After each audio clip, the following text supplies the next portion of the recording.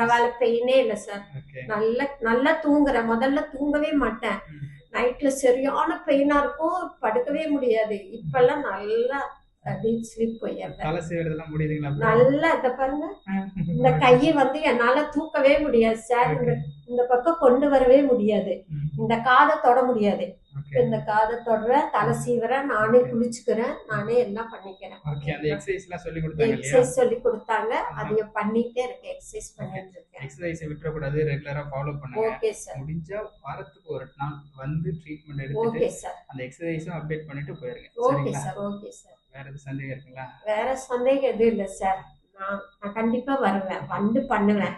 இங்க எனக்கு ரொம்ப சாட்டிஸ்ஃபேக்ஷனா இருந்தது. இங்க வந்ததுனாலதான் எனக்கு நல்ல கியூர் ஆச்சு, நல்லா இருக்கு. இப்ப நல்லா தூங்குறேன்.